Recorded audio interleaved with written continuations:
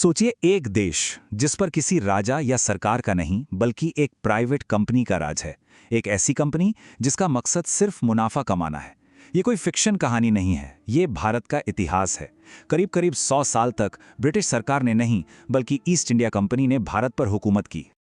तो सबसे बड़ा सवाल यही उठता है कि आखिर ये सब हुआ कैसे? एक मामूली सी ट्रेडिंग कंपनी एक पूरे के पूरे उपमहाद्वीप की शासक कैसे बन गई? चलिए इस दिलचस्प ऐतिहासिक पहेली को परत दर परत समझते हैं। कहानी की शुरुआत होती है ईस्ट इंडिया कंपनी के जबरदस्त ट्रांसफॉर्मेशन से। हम देखने वाले हैं कि कैसे एक सिंपल सी व्यापारिक संस्था ने धीरे धीरे एक विशाल क्षेत्रीय ताकत की शक्ल ले ली। तो इनका सफर देखिए जरा। 1600 में ये बस एक ट्रेडिंग कंपनी के तौर पर शुरू हुई। फिर आया 1757 प्लासी की लड़ाई, जिसने इन्हें मिलिट्री पावर दे दी। पर असली पासा पलटा 1765 में, जब मुगल बादशाह ने इन्हें दीवानी का अधिकार दे दिया। हाँ, ये शब्द बहुत जरूरी है। और इसके बाद तो देखते ही देखते 1857 आते आते भारत का इतना बड़ा हिस्सा इनके कंट्रोल में आ गया। तो ये दीवानी आखिर थी क्या? बहुत सीधी सी बात है, टैक्स यानी लगान वसूलने का हक। और यकीन मानिए, यही वो चाबी थी जिसने सत्ता का ताला खोल दिया। अब कंपनी सिर्फ मसालों का व्यापार नहीं कर रही थी। पैसे पर कंट्रोल का मतलब था जमीन पर कंट्रोल और वहां के लोगों पर कंट्रोल। अच्छा, तो कंट्रोल तो मिल गया, पर उसे बनाए कैसे रखा? इसे समझने के लिए हमें कंपनी के 3 पिलर्स को देखना होगा। पहला पैसा, दूसरा सैन्य ताकत और तीसरा मैनेजमेंट। तो ये थे कंपनी राज के वो 3 मजबूत स्तंभ। टैक्स कलेक्शन का एक जबरदस्त सिस्टम, किसी भी विरोध को कुचलने के लिए एक बड़ी प्राइवेट आर्मी, और इस पूरे तामझाम को चलाने के लिए एक एलीट एडमिनिस्ट्रेशन। चलिए एक एक करके इन तीनों को थोड़ा करीब से देखते हैं। अब देखिए पैसा कैसे आता था। कंपनी ने 2 मेन सिस्टम बनाए। बंगाल जैसी जगहों पर उन्होंने जमींदारों को बिचौलिया बना दिया। वो किसानों से टैक्स वसूलते और कंपनी को देते। वहीं दक्षिण भारत में कंपनी ने बिचौलियों को हटा दिया और सीधे किसानों से लगान वसूलना शुरू कर दिया। तरीके अलग थे, पर मकसद एक ही था, कंपनी की तिजोरी को भरते रहना। अब इन नंबर्स पर एक नजर डालिए। सच कहूं तो ये आंकड़े चौंकाने वाले हैं। सिर्फ 50 साल के अंदर कंपनी की फौज का साइज डबल से भी ज्यादा हो गया।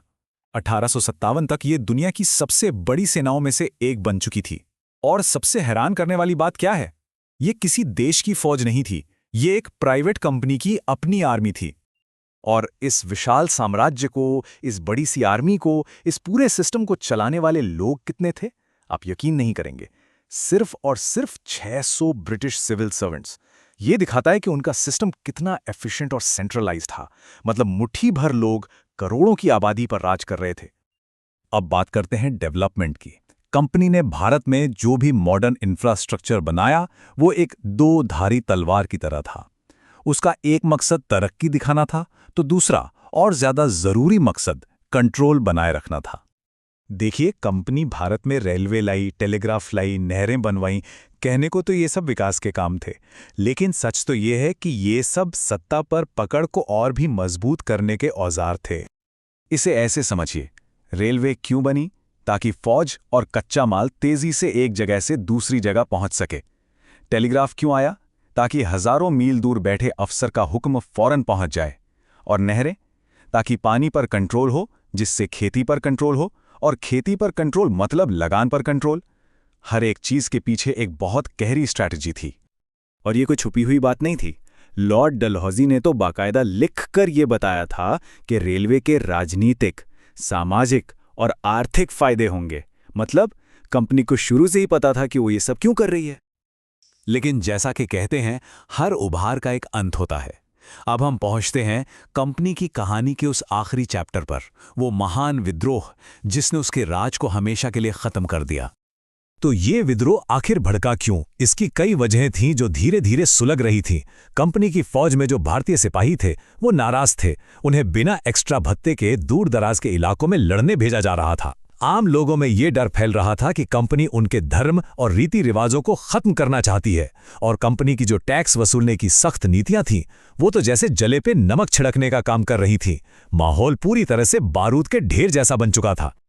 और फिर 1857 में उस बारूद में चिंगारी लग गई।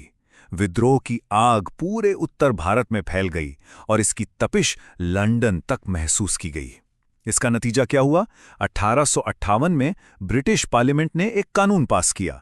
ईस्ट इंडिया कंपनी का खेल खत्म कर दिया गया और भारत का शासन सीधे ब्रिटिश क्राउन यानी ब्रिटेन की महारानी के हाथ में आ गया।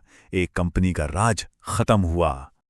तो हाँ, कंपनी का राज तो चला गया, पर उसकी जो परछाई थी, जो विरासत थी, उसने भारत और दुनिया का नक्शा ही बदल दिया।